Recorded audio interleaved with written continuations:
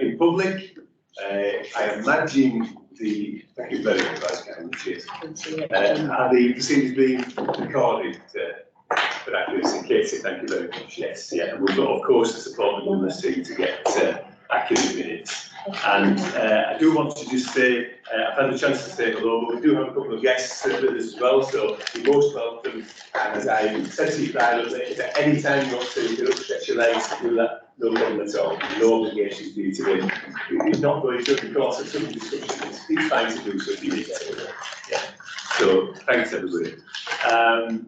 Okay, making a start, we've plenty to get through, and of course we'll give ourselves to about 4 o'clock this afternoon, haven't we, with closed business as well. So, and as ever, we'll talk about this after, shall we try and be, where appropriate, as succinct and brief as we can, and of course recognising that at times we just need to pause and take a bit more detail on certain matters.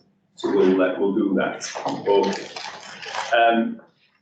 Jill is with us as well. Good morning, Jill. I've had the chance to say hello, and thank you very much for attending in person to support the patient story matter. So that's great. And of course, we will take that through Karen as chief nurse in the first place when you heard the story. Okay. So welcome everybody. We have apologies from, unusually, isn't it, actually, that a couple of our exec colleagues have not been able to make it today, Paul and John, and indeed a couple of Neds, Barry and Subra. I think I make the point, slightly tongue-in-cheek of course, because it's very rare we get apologies at all. So we note that there's just a couple of colleagues on each side, exec and non-exec, can't join us today. That's absolutely fine. Okay, and what we're going to try and get through, we're certainly of course going to hear Wendy's story on deconditioning, the challenge of tackling that. We'll take our minutes and our reports from myself and Mel, and then we'll go through our quality and patient safety matters, which importantly includes the annual report for infection prevention and control, and indeed a focus as always on maternity, and includes the CQC recent work with the 7 must-do areas. So I'm grateful for that. I thought that was a really useful table with the actions that that arise from those 7 must-do areas. Thank you for that. We're going to talk, Karen will be bringing us her thoughts on the patient experience and engagement strategy. We've got a final draft on that, and indeed there's a request there that the board supports the work there. So we'll welcome any discussion. It's an important aspect that, of course, the operational business can sometimes take a bit of the back seat, and it shouldn't. I do like the phrase, nothing about us without us, or nothing about you without you, so that's great. We'll also hear of any research activity the Trust, and a really useful report has been prepared for us as well again, thank you. Under people, of course, we'll hear from Karen in the first place as chair, and we'll consider the quality and diversity. We've got another annual report, our FTSU annual report, and of course we had a useful session at the last closed board meeting, didn't we, on that particular board development session on that. So great stuff. And then we've got looking after our people. We've got some information from Payim to bring up to date there. Julie will take us through matters relating to Finance and Performance Academy work over May and June. And then we will note our partnerships dashboard and indeed note our audit assurance business. Under governance, we have the annual security report. So another annual report to consider, and of course again very important in that it includes violence prevention and reduction standards. The reason I briefly go through the agenda is to, of course, say 2 things. Is there anything missing that anybody wishes me to make time for today? Is there any other items that we ought to be getting through at open board? First question. And if we feel we can get through that, that's great. There's plenty there, and of course it'll raise wide and varied discussions. And indeed, are there any particular declarations of interest to note other than those standard declarations that we make and are recorded and published? Does the agenda bring anything in particular that we ought to show as a declaration of interest? No? Okay, that's great. Thanks everybody. Just to orientate us for the meeting, I do recognise, of course, at the start today, been reminded by Sarjan, by Fahim, of the junior doctor strike. And I understand our position with that, it's a challenge, it's difficult, but we support colleagues in taking the decision they're legally entitled to do. So that means, colleagues, that I do also recognise as chairman that some of you may have to just get up and go and get on with dealing with immediate business that arises during that. And again, that's taken as a yes, yeah? It's taken as understood. I realise that for some of the colleagues particularly, that will happen. And Mel, I know that you've committed to a short session with primary care colleagues, I think, haven't you? During the course of the afternoon. Yeah, I think it's around 1:30, so I'll miss the break and hopefully be back at 3. Yeah, that's fine. I appreciate the courtesy of being informed. Thanks very much. But we're like that here. It's rare that people go up and out, of course, but if it has to happen, that's absolutely understood. Okay, so shall I turn firstly to our CEO, just check whether, was there anything, Mel, you want to mention right at the start of the meeting? No, not necessarily. I will, clearly I've got my report later in the agenda, Chair, and I'll add to that by giving you the most recent update in respect of the impact of the strategies and a couple of other things that have happened since the report was written.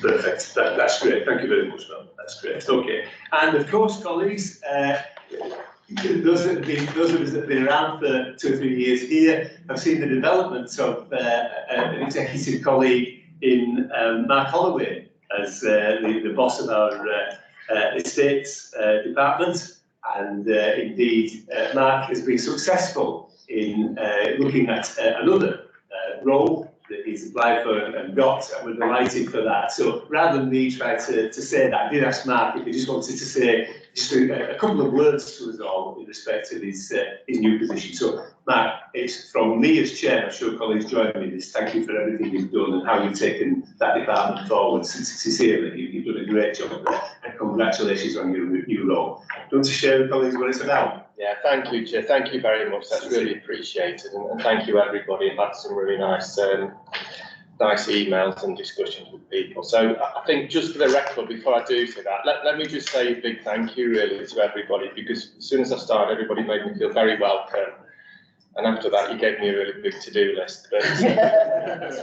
But it's been absolutely fantastic, the journey I've been on for just clocked over 3 years here at Bradford Teaching Hospital. I've made a lot of really good friends and colleagues. I've got a fantastic team, and I think, you know, my exec colleagues, non-exec colleagues around the table, and the governors I've met have been absolutely fantastic. So just thank you for all the support and everything you've given me.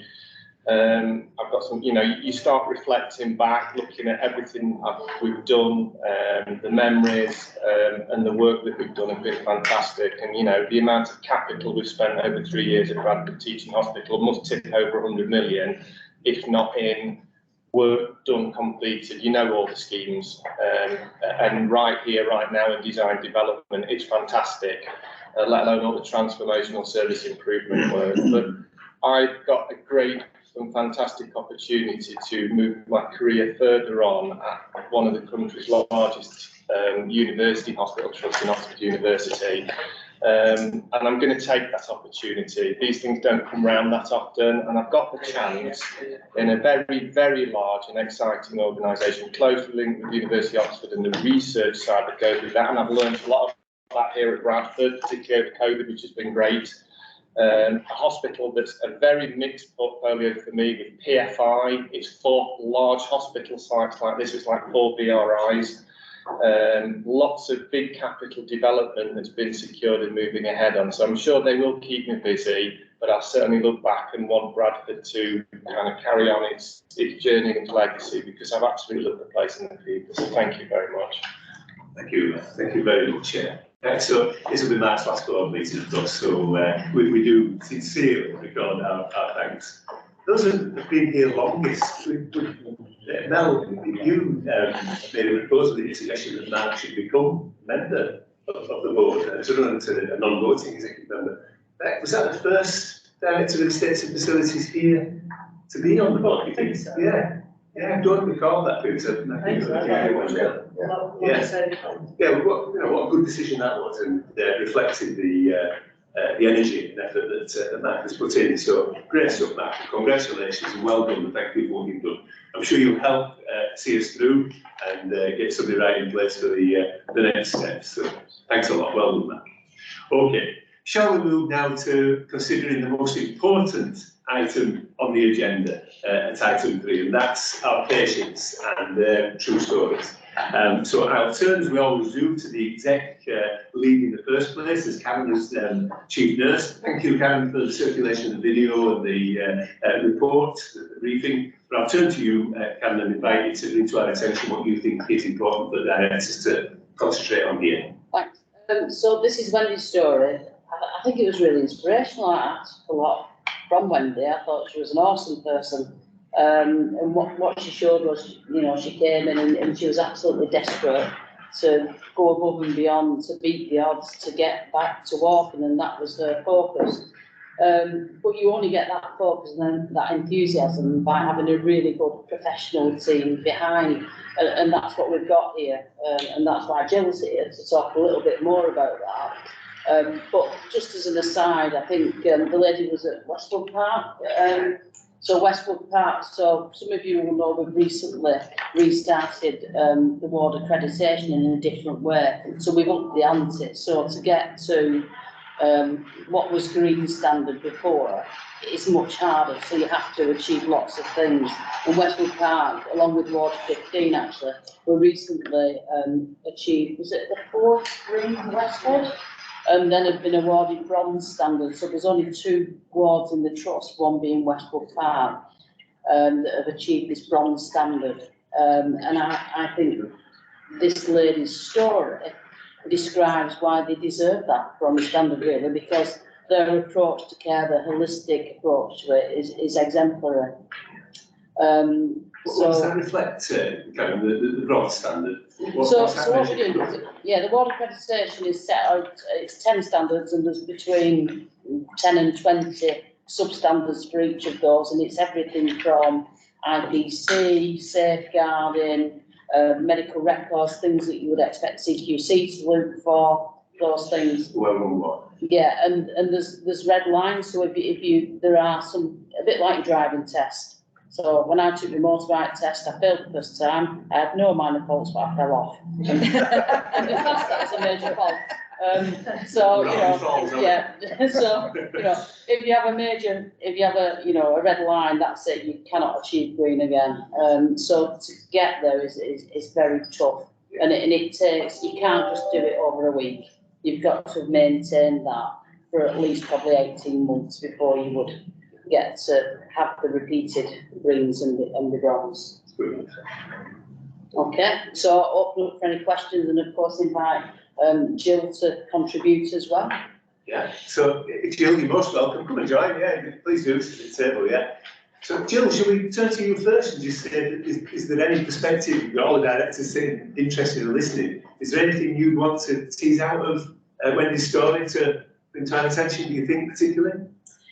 I think what it shows is the challenge that we've got in Bradford. From a deconditioning perspective, deconditioning is complex, and it's associated with older people primarily, and therefore it's business as usual for care of the elderly to take that holistic approach of the person, so not just that physical well-being but mental well-being, but it also incorporates that social, what's going on at home, you know, what does home look like, so the environmental element of it. So it's multifactorial in the approach to home. And that's just become part of what happens, and I think we're very lucky, and I am biased, but I am going to shout out for the elderly care department in Bradford. I think we have one of the best elderly care departments in this country. I think we've been incredibly fortunate in being led by the likes of Madhya Pushpandadan and Alex Brown. I think they've been fundamental in bringing on the next generation of geriatricians to embrace that holistic approach to, and not to keep it to the elderly care department. And I think one of the biggest challenges that we've got, that is only recently kind of being recognised, is the impact that austerity has had on the health of the nation.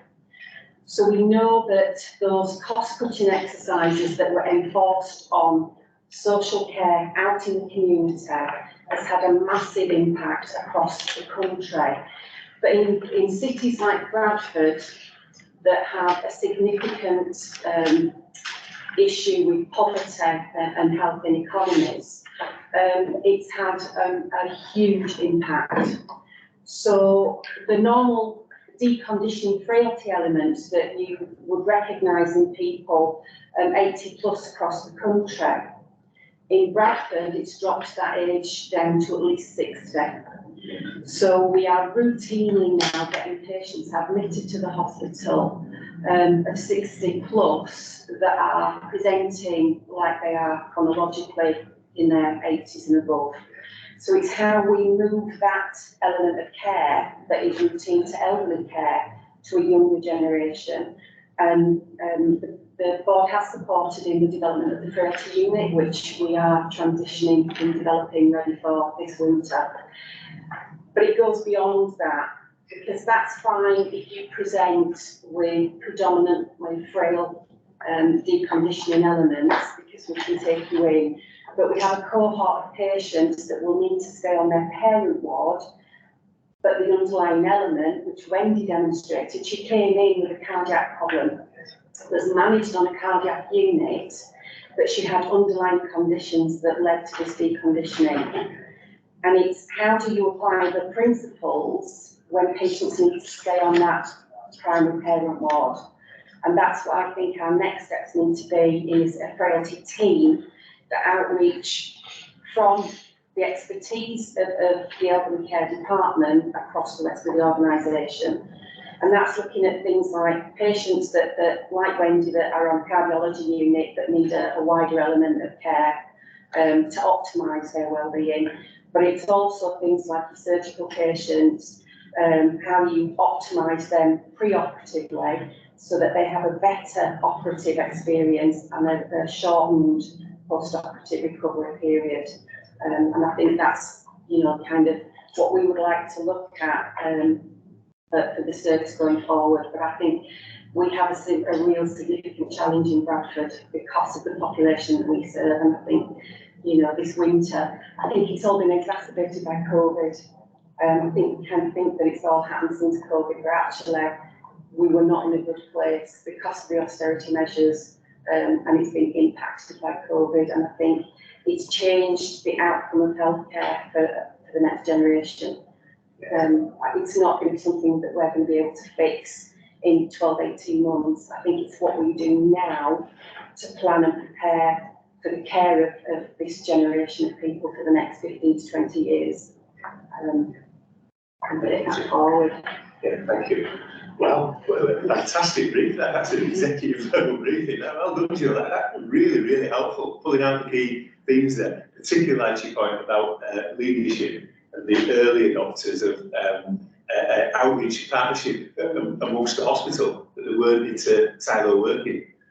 The colleagues you mentioned there. So, yeah, fantastic examples of next steps across group frailty. So, comments and thoughts. That was a really, really good analysis, I felt. So, Ray, Karen, Julie, in that order, thank you. Yeah, I think he was actually, Joe. I think it was brilliant. And just to say a bit more about some of the points you've raised, I think I'd absolutely agree with you about the quality of our care, the elderly department. I think they've been at the forefront of things for many years now, and what they showed, particularly during the pandemic as well, was just remarkable. I think we have to accept that their approach, which is absolutely the right approach in terms of trying to minimise the deconditioning, get people out of bed sooner, comes with us. We have to be bold, and we have to do that. I know our care the elderly team to see people in A&E, we try and get them up off the trolley in A&E, so right from the outset. Of course, if you keep people in bed, you don't fall over, and that looks good in our falls assessment, but it's not good for the patients. So we have to be bold, and we have to keep making sure that we mobilise patients at the early stage that we can, and we have to accept that along with that, some patients inevitably will fall in. Obviously, we try and minimise that, but we have to accept that. I think the work of the virtual ward, again, which is pioneered really nationally by our elderly team, keeping patients at home, has been transformative, and obviously that's been extended. Everyone's doing it now, and of course in BRI, we are extending that as much as we can to other services as well. So I think they've been absolute pioneers in what we've done, the care of the elderly team, and that's the whole team. Obviously, nurses, certainly, and therapists as well as medics. So great team. I think it's so positive that we've supported the move to converting Ward 17 into a young person's frailty ward, so that there's still several hope to be online by the winter. I think the skills that our elderly team have in terms of managing those conditions associated with frailty are fantastic. And as Jill said, it's not just about patients who are 77 years or older. That those frailty conditions don't respect age. They can be at any age.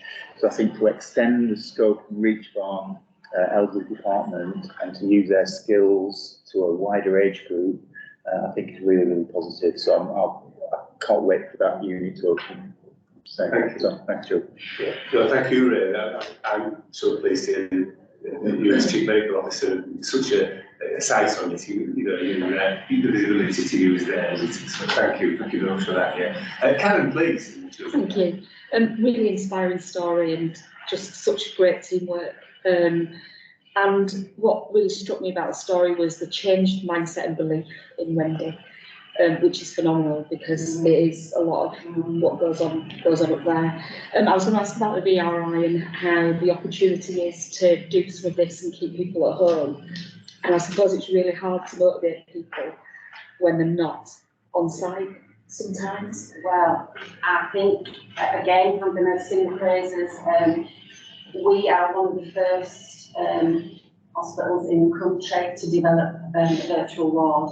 So we have been doing this now with an elderly care for over a decade. It is a full MDT. It has a lead nurse in there, supported by the consultant. It's physiotherapists, therapists. We do a load boundary assessment. So all staff are trained in carrying out assessments for each other.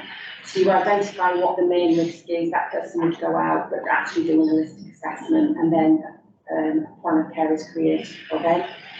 It is 24/7 that we deliver that, so that if you have people that require visits overnight, we're able to do that.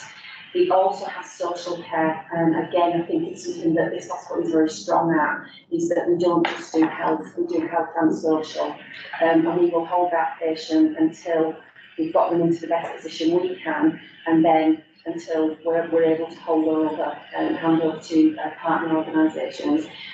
And I think in elderly care, we've done it so well. We've got other hospitals coming to look at what we've done. Yeah. And I think it's taken a while to get others to kind of embrace what it's capable of doing. But you can look after people well at home. And the elderly care mindset is very much, that question of why not home? Yeah. Because hospital's the worst place for people to be. Yeah. So what's stopping us from getting them home today? And what is it we need to do? Can we put a support package around them to get them home at the earliest opportunity? What does that look like, and what do family and the individuals say? I experienced it last weekend with my mum at a different hospital, and the care was brilliant, and the whole wraparound was really good. And our circumstances are different, so it's slightly different in terms of social care, but I can't describe it as bronze standard. It was okay, and I was grateful that the ward existed and that my mum could get seen really quickly. But yeah, it just sounds like you're doing a phenomenal job. Thank you. Thank you, Kat. Yeah, thanks. Julie, please. Yeah. Great story, and what a difference to Wendy's life. And I chair the Finance and Performance Academy, so I'm almost thinking as well, we've transformed Wendy's life, and actually the impact on our budgets across the system is significant, because the difference in Wendy being mobile and difference to her health and her well-being and future costs for our system. So mine might be a question for Mel, really. I'm interested, this clearly makes a difference to people's lives. and, you know, great quality services. Is there more we can do as a system, Mel, on this to make it, where's it set as our priority now? Absolutely. So, if I may, Chair, the Healthy Communities is undertaking an intermediate care review, because we had a review probably about 6 months ago to look at the entirety of the classification of intermediate, step down, rehab, respite, discharge to assess. There are so many different kind of labels attached to the bedded base and the therapy support in domiciliary, etc. It's a huge area of expenditure. It links into sort of outward funding as the NHS, social care budgets through the Better Care Fund. And so we commissioned a review, which was undertaken internally by Louise Clark and Claire Smart. That came up with a number of recommendations. Just yesterday, actually, at PLT, Louise came and gave us an update. Louise Keithley's reading on taking the work forward. Our challenge is to protect the integrity of the model, but to be as agile in relating better to, dare I say, not just be this kind of jewel in the crown, but relating better to partner organisations, so that there are the kind of, you know, there's the ability to step patients up, step them down, have the right level of support mobilised within the system. So there is a formal programme that's doing that, Julie, and I was going to raise it if you hadn't given me the opportunity to do that. If I may, I think there's some other issues that we need to be very, very minded of that relate directly to this topic. One is the financial situation the local authority finds itself in, and the desire and the necessary actions they are taking to remain within their budgets. And that inevitably will have an impact on the provision of social care, domiciliary care, and bedded opportunities to step down patients from acute care. We are one of the best performing hospitals nationally in terms of the number of patients that we have who are no longer deemed to be requiring services of an acute care organisation. Exemplary. In fact, you know, as Jill said, people from across the country come to look at what we are doing. All of that, dare I say, will hang in the balance if there is an interesting dynamic around the equilibrium of the funding, either NHS or local authority-wise, that disturbs that. That's one pinch point. The second pinch point is we know that we've got an aging population, but equally so, we do feel the benefit in Bradford, most especially, of large swathes of our community caring for their loved ones at home, through multi-generational houses, lots of family support, lots of people who therefore don't rely on formal services and funded services. And that is a certain generation that each generation that passes, the ability to do that will diminish. So we will find ourselves, I think, having a big increase in demand for the services that Jill was talking about. Thank you. That's helpful, thank you. Thanks, Jill, for raising that kind of wider. Do you remember the big discussion we had at the CCG when we got all people throughout Bradford? I don't know if you recall, but the top item by far was self-care. Yeah.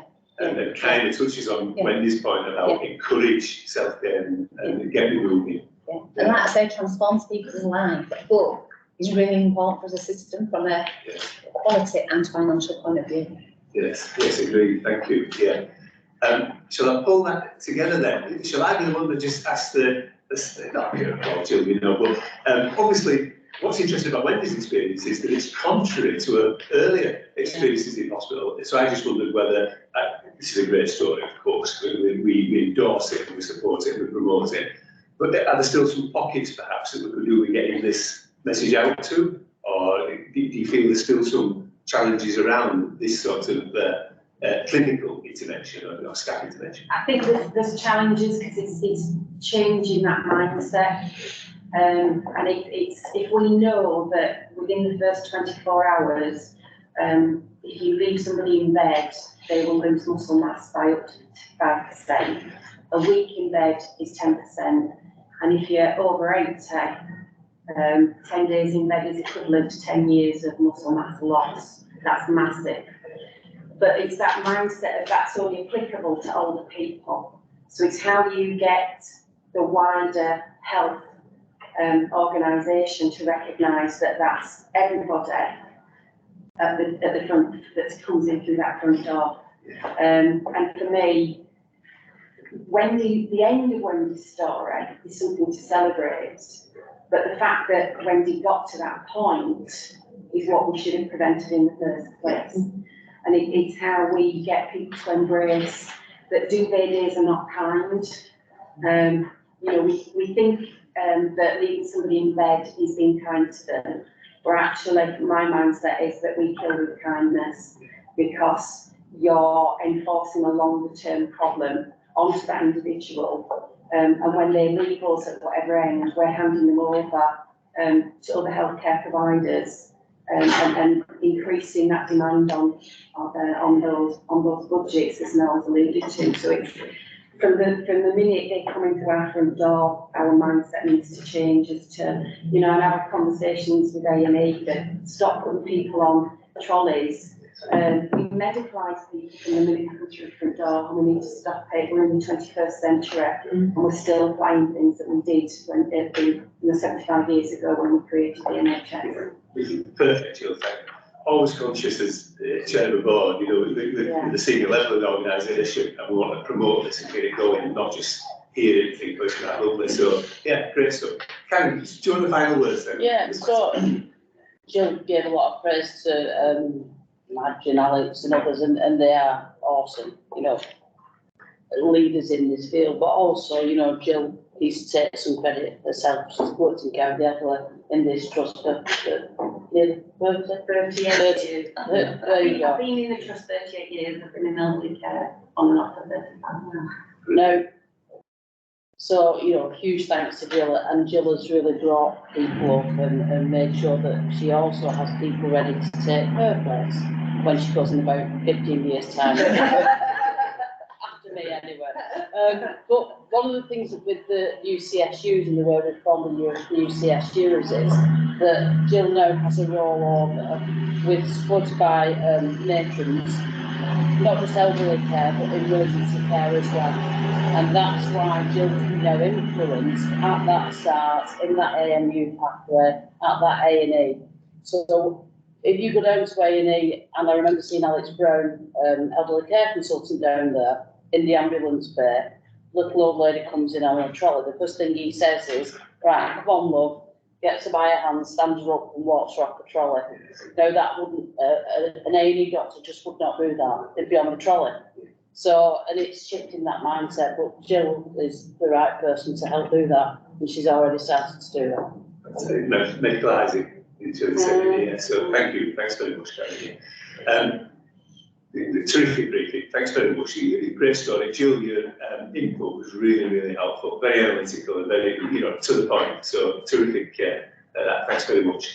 There's maybe, just for goodness sake, to pick up later, there's, I don't know what permissions have been given by Wendy, but that strikes me as a Google for members' news and for my governor's briefing. There's something there about supporting self-care and people, you know, being helped to help themselves. So if it's possible, that might be right, depending on permissions. Terrific, great stuff. Thank you very much indeed, Jill, for your input, and Karen for bringing that to the board. Good stuff.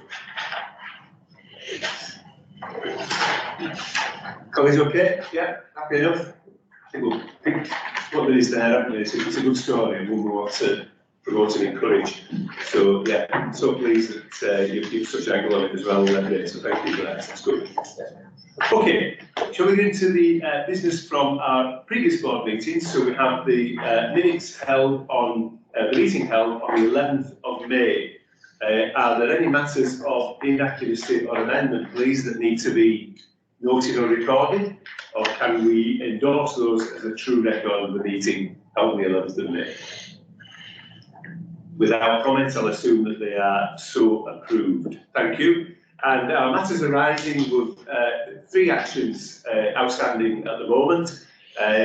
I think, say, going through them very quickly. The first two of those, the patient story and Kevin's helpful suggestion that a briefing session is organised, that's still yet to be arranged, and the health inequalities and waiting list analysis, there's just some expansion work to be done that, and again, we've just got a date to be confirmed there. But I think I can be assured that both of those are on the agenda. Yeah, Progressing. they're on the plan, and again, it was a discussion about Yes. Happy to do that, Laura, that's great, thanks, yeah. And then the third and final action that is outstanding, looking after our people. So you might recall that the Selfridge Chair was pleased to note the improvement of the results compared to last year's performance against the national context. And I asked whether some analysis can be developed in relation to understanding our own staff in relation to deprivation and the Code 20 cohort. Now, if I would usually get a chance to check with somebody if they had a chance to progress this, but I haven't done that, and I'm bouncing it on you now. But have you been able to? Yeah, so I have looked into this, Max. The detail in terms of the data that's collected by the staff survey doesn't necessarily go into that level of detail for us to be able to do that analysis. However, we are actually looking at reviewing our contract provider for our staff service. So as part of any of that review, we will build this in to see if there is an opportunity for us to get more detailed information that does allow deeper analysis for future staff surveys. But the current one doesn't provide a level of detail we would need to be able to do that analysis for it to be meaningful. Great stuff, okay. So do we welcome that, Alex? Is there any problems with that, not understanding our people in our employ, all the better? Yeah, I appreciate that then, of course, raises the question, what do we do with that now? But that's a healthy question to be asking, isn't it? Louise, please. Can you just explain what a Code 20 cohort is? Sorry. The Code 20 cohort, yeah. Well, that does anyone want to describe it better than me? But I take that as the 20% most deprived, those residing in the 20% most deprived areas in the country, of which we have a large section. Okay. Yeah. There's a +5 as well. There is a +5, which should not be forgotten, and that's 5 clinical areas, isn't it, that people might be affected by. Don't ask me to list them off the top of my head, but I do know some of those. Of course, 20 +5, thank you, that's exactly right. Yeah.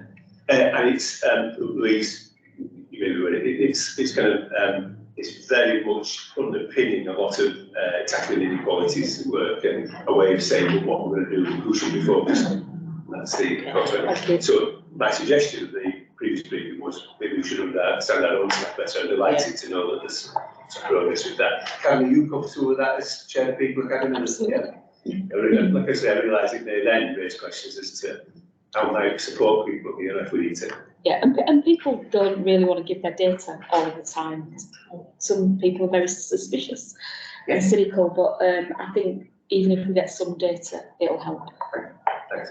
Fine. When might we hear further progress? So I think where we're at, Max, is the next staff survey, we're already in a contract. We will be conducting that in line with that current contract we've got in place. We have got a paper going to our executive team over the next couple of weeks, which looks at procuring another provider or the same provider, but in terms of actually renewal of a new contract, which looks at more in-depth analysis. So this is not just for this level of data, but we've also recognised that actually in order for us to be able to really delve into improving our staff service results and our experience for our staff, we need to be able, for our services to be able to pinpoint where things are going really well, where things aren't going so well, because currently our data probably doesn't go into the depth that we need it to. So as part of that, we're reviewing the contract, see whether we can get that granular detail for us to be able to do some more detailed bespoke work for services where we do recognise that there's more work to do. Great. Okay, so should we pencil in for October or perhaps December for an update? So Absolutely, yes, and certainly in terms of actually progress on that contract, we can provide an update. I don't think we will be in a position to do anything different from the next staff survey simply because of the time frame. The next staff survey starts in September.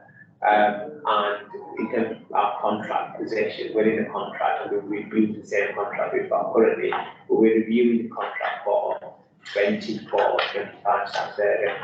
So we're hoping to be able to get into that. Okay, so should we run it through for 2 board meetings then? Should we give time for and hopefully bring a brief paper, a briefing paper, in college, yeah? So that would be what, July, August, September, October, November then? Actually, so we pencil it for November, but I understand if there's, you've not been able to quite get things together yet.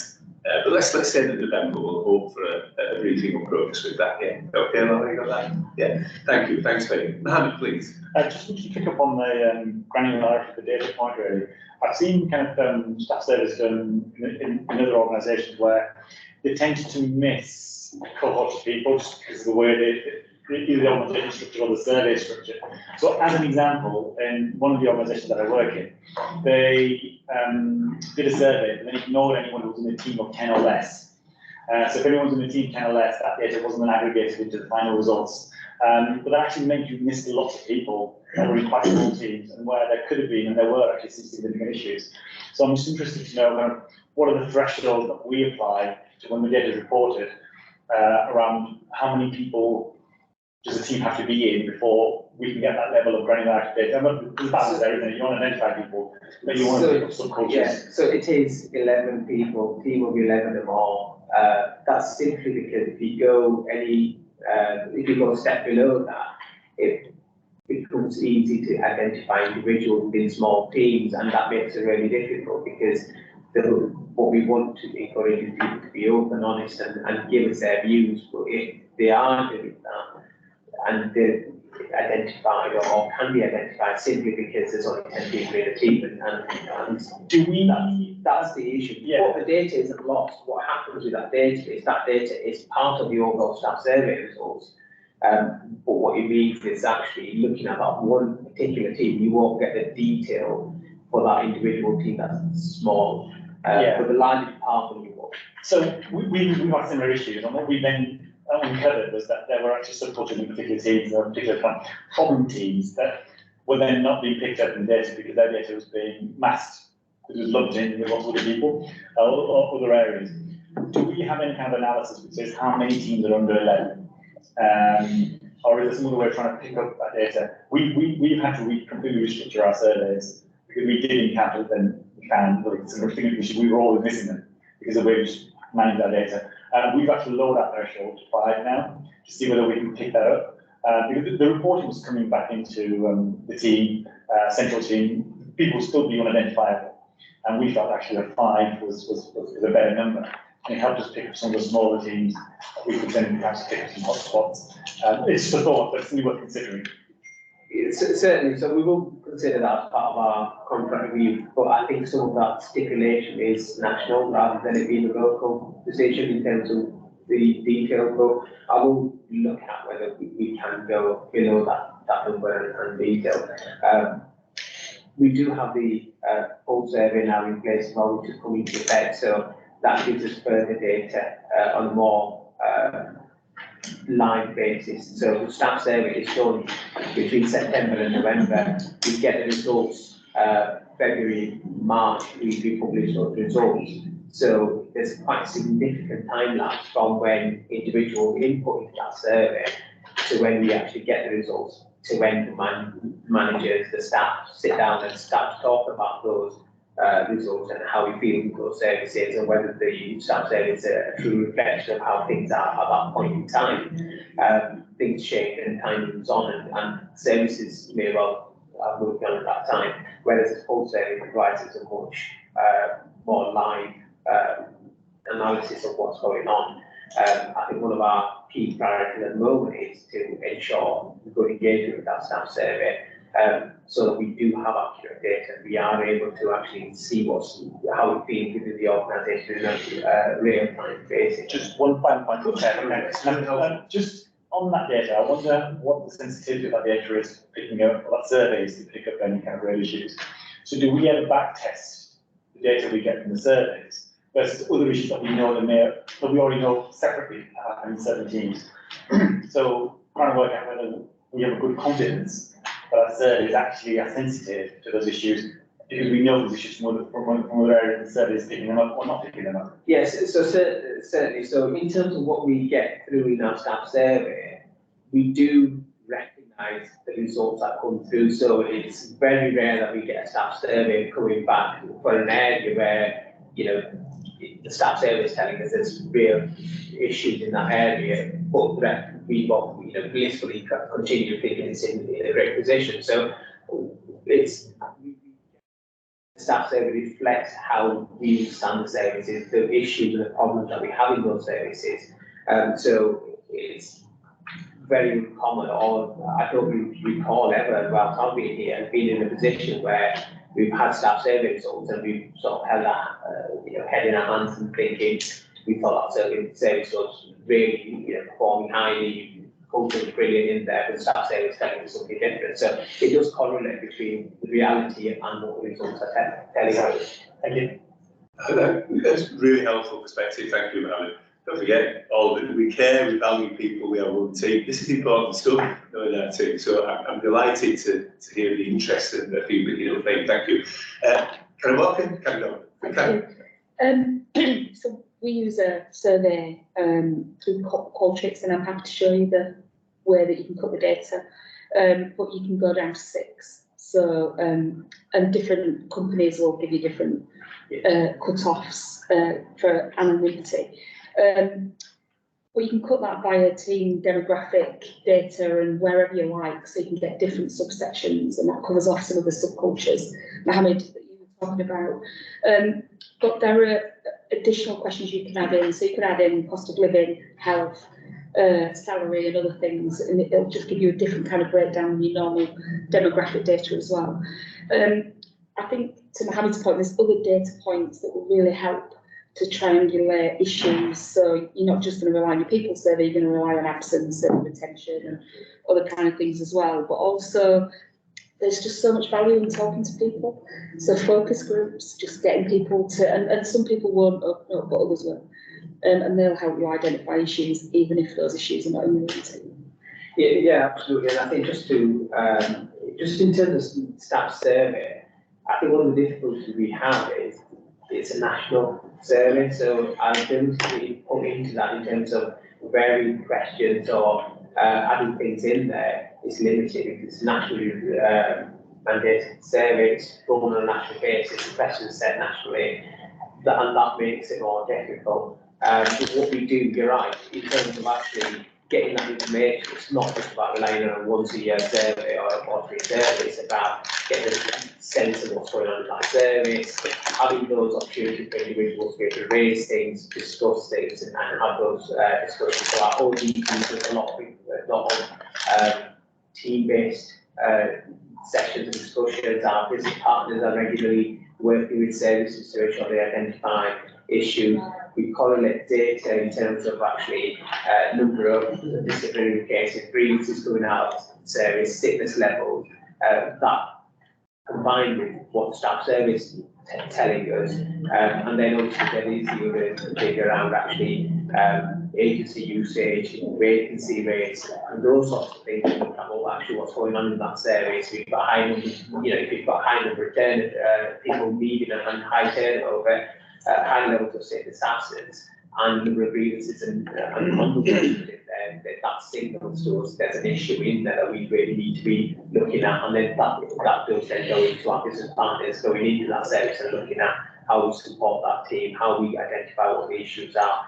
Is there, you know, development for managers? Is there actually a cultural issue, behaviours, values, pieces of work that we need to do, and then we link in with our wider services, so things like our leadership programs. Do we need to actually make sure that they're embedded properly? Do we need to look at civility? Do we need to look at having doing some OD concentrated work around it? So it's a survey, whilst it's really important and it offers us an opportunity to see a snapshot, it's not the only tool. We do link it and look at other areas. So whether that's, you know, for example, we did the outstanding data work programme.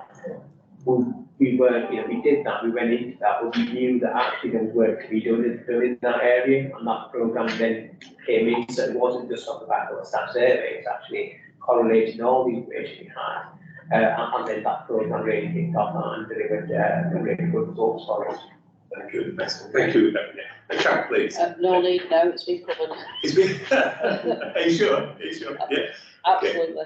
No, thank you, Amy. I think you tend to spend as much time on that. We'd like to see the progress. It strikes me that outstanding organisations of the near future, given the current situation, industrial disputes, etc., are those that might know the people best. And so I would encourage this. Mel, do you want to have a word on this? Yeah, thank you. So I think there's 2 points. There's the original point about the data, and so in answer to the question, it's not great, and we can do better, and we'll try and get that. But the other point to make really is to stress that in the absence of the data, intuitively, we know an awful lot about our people through other mechanisms, and he's touched on many of those. And then the next bit of that is, so what are you going to do about it? So I think, you know, you will hear in the people report, you'll hear in my report, we are steadily building up within our armoury a menu of offers to support and develop in these particular areas. So at the sort of pinnacle of that, you might say, well, we've got the OTS, the OMS, the OPS, all of which are in response to slightly different issues, but in the most recent one in pharmacy, massive driver was the staff survey and the cultural issues there. In maternity, slightly different, that was about outcomes, and so we've got that, and then almost everything in between. So you'll hear about, or you'll read about the Thriving Together next cultural piece that I'm sure Carol will allude to it. And so what I would say is, in the absence of any hard data, intuitively, we know enough about our issues to provide responses and support to the people that need it. And we'll continue to do that because that's part of our cultural aspirations. Okay, thanks. Good discussion. Thanks everybody for the input and obvious interest amongst directors. So thank you for what you're doing. Shall we say that in November we'll pick it up here and just see whether we'll leave it with you to direct it as director of HR, and you can determine the nature of the data collection and what we can do to analyse that and understand. But I think there's a feeling around the table, this is important. Yeah, we care about young people. Yeah. Thank you, thanks very much. Okay. Shall we move on then to the business reports, item section 3, please? You have your report from myself as chairman, helpfully produced by the governance team for me, and obviously I get the chance to, I'm expected to steer that and make sure I'm happy with what's in there. Relates generally to recent relationships with governors and communications with governors, but also, of course, endorses the fact that the quality account, our quality account, has been approved and is now available to view online. Julie helpfully stepped in for me at a session that was raised as a suggestion at one of our informal discussion forums amongst residents about how, working remotely, we lost a little bit of the relationship with governors and how we just pick up on our respective roles. Unfortunately, that clashed with me being away on my holiday, which I made sure didn't clash with board. That's why I'm here now. But Julie, I think you stepped in for me. Was there anything you wanted to say about that particular session with governors? It was a really good session. And it actually, I learned a lot from sitting in it. So I think we talked about the meetings and we talked about the kind of structure of meetings, but we also talked about relationships and what it did. And I know Karen and I had a little chat across the car park this morning. It changed our perspective of where governors are coming from with some of their questions, and their understanding each other's perspectives is really helpful, isn't it? Because sometimes I think we as non-execs and think some of the questions are difficult, but actually what they're trying to do is do their jobs and actually do their jobs right for their membership. And I know Karen's got a follow-up conversation following it that I think will be helpful for us. And I've suggested you and I meet with probably David and Laura Max to Yeah. say, how do we get some actions from that to take forward and make a difference? So the slides were good, so I'd say to anybody, have a look through the slides that talked about the different roles and what the roles are.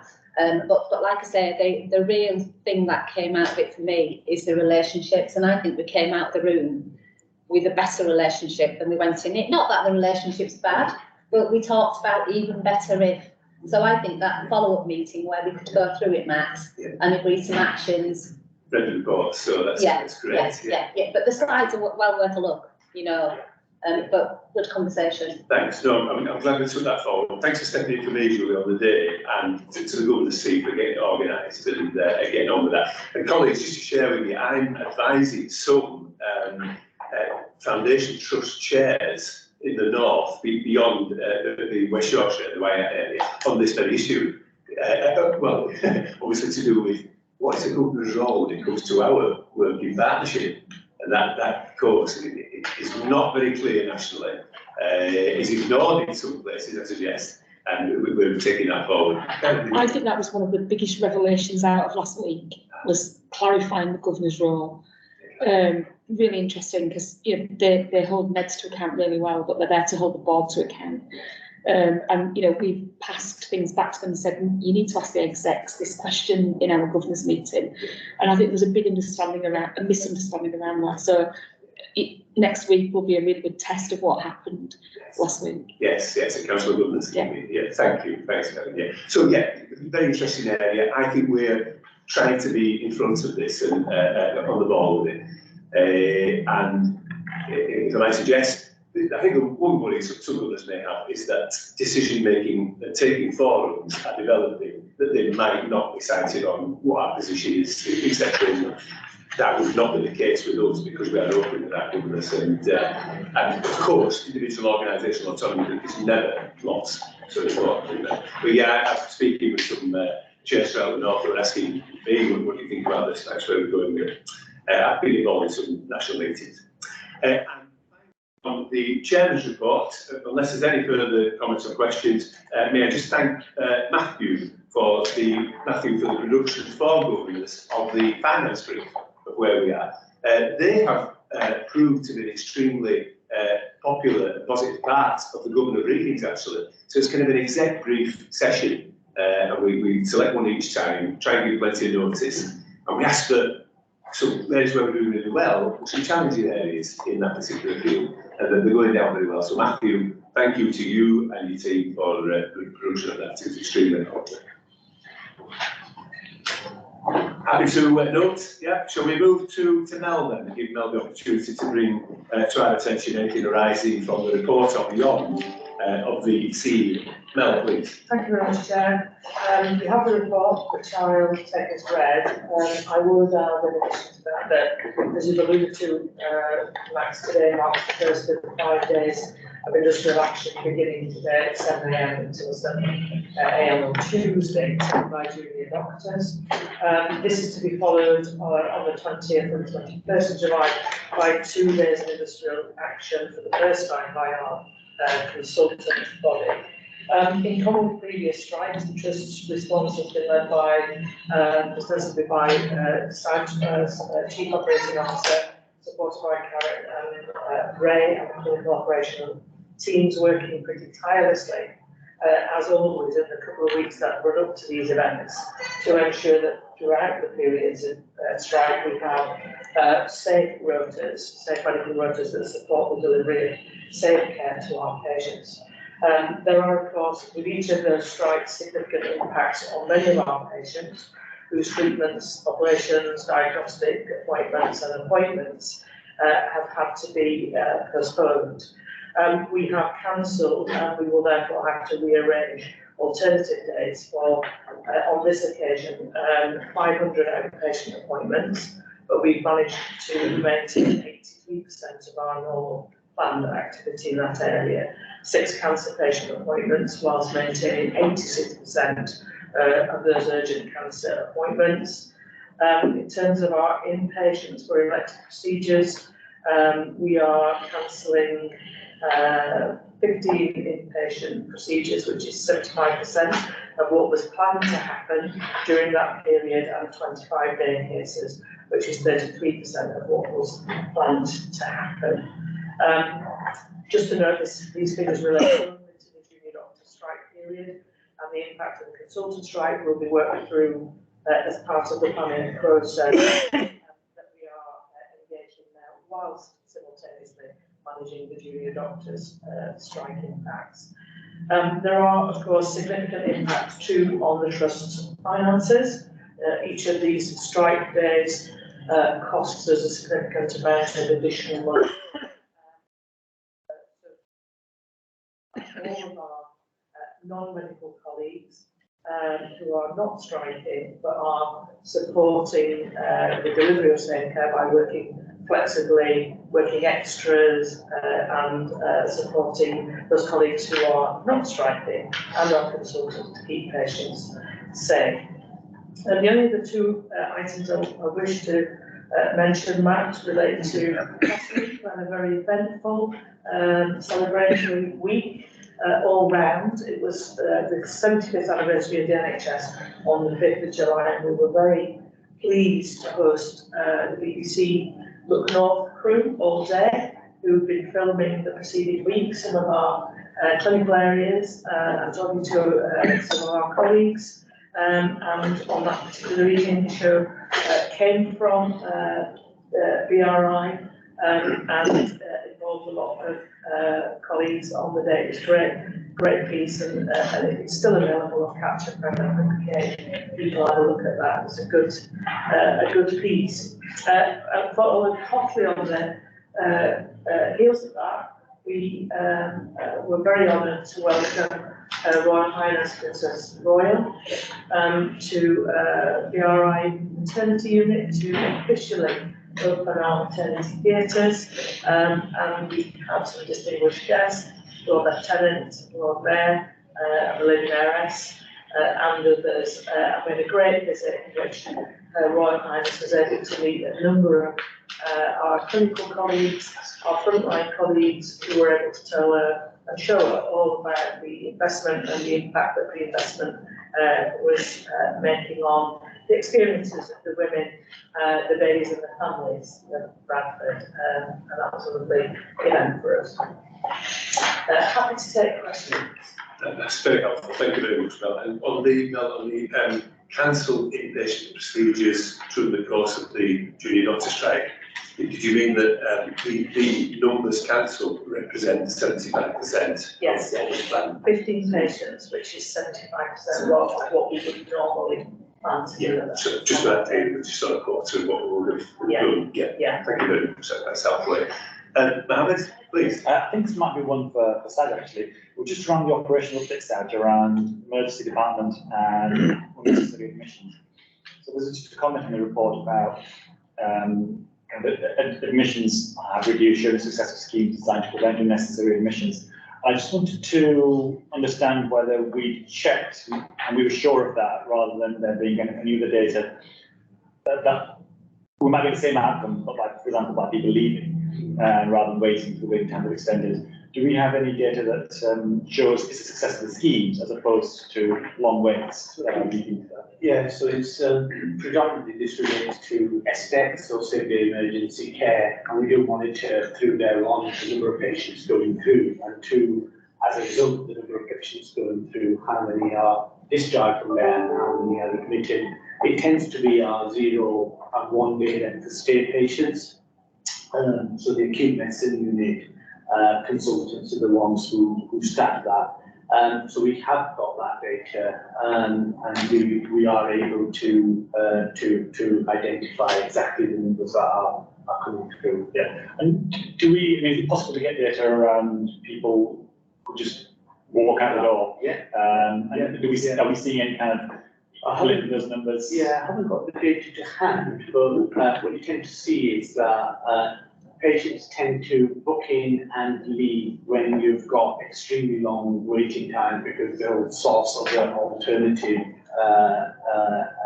points of access for their condition. We do have we will have that data. I don't have it to hand. But what I can demonstrate and can see is that actually our compliance against the emergency care standard have been going up over the last few weeks and months. And that's attributed to the fact that we're obviously in the summer period, so naturally what you would expect is the number of people leaving without being seen goes down because we're just managing to get through the patients on a much quicker basis. But I can certainly get hold of those figures. I just want to be a helpful kind of proxy measure for patient experience as well. We know it's extended. Just seeing, you know, are the numbers of people walking out the door, sourcing alternatives, increasing, decreasing, are they on par with our peers? Yeah. Would it be okay to maybe circulate that to Zachary's session? That's not too much. Great point. So, yeah. That's, thank you, good context, yeah, appreciate that, Sam. Any other comments for CEO's brief? John, please. Yeah, I mean, it's not directly for you, Mel, it might be for more for Ray or for anyone who wants to answer it. I was reading an article from one of the junior doctor representatives this morning, his name escaped me, unfortunately, but I think he was from East Lancashire, so Preston. He seemed to suggest that we're taking a much more hardline, shall we say, radical position, given their demands versus what seems to be coming back the other way. And I wondered whether you could say something about whether that's replicated with our junior doctors in terms of their position. So I'll let Ray answer it and then I'll. Thanks, John. Yeah, Ray. Yeah, so I think we should acknowledge actually the very respectful relationship we've been able to maintain with our junior doctors all the way through the previous periods of industrial action. You know, many of us in the executive have been out to see the junior doctors whilst been on the picket lines. We've had regular meetings through the LNC and with the BMA. We've had 2 in the last week, for example. And the tone of all those meetings has been very cordial. Clearly, we've not always agreed on everything, but we've maintained mutual respect, I think. And I think as an organisation, we have been recognised by our junior doctors that we have made real attempts to maintain that. We've always been very keen to emphasise that this dispute is not between our doctors and the organisation. This is very much between the BMA and the government, and we're all caught in the midst of it, and all sides, I think, are desperate to see an end to all this. So we've not seen any hardening of attitudes from our junior doctors this time. I think we've managed to maintain a good relationship. I think just as we are all fatigued by the continuing nature of this, I think junior doctors are fatigued as well. And so we don't know exactly yet, obviously, how many junior doctors will be on strike each day.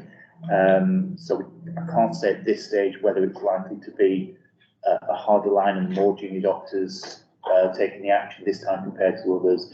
But we've got measures in place to get that information very quickly each day. So I think relations have remained positive, remain respectful, and I think all sides recognise that whilst it's being played out in the acute trust, it is not our dispute, and we've managed to maintain that position very well. So no evidence yet, John, as to what the last. Thank you. Happy with that, John? Yeah. Fahim, is there any HR perspective on that you think arising yet, or is it a little early to say? So, in terms of attitudes and. So in line with what Ray said, I think we've retained really good relationship with BMA throughout, and with our junior doctors. We've had, and the junior doctors have actually conducted themselves really respectfully as well as part of the pickets, etc. We've had no issues.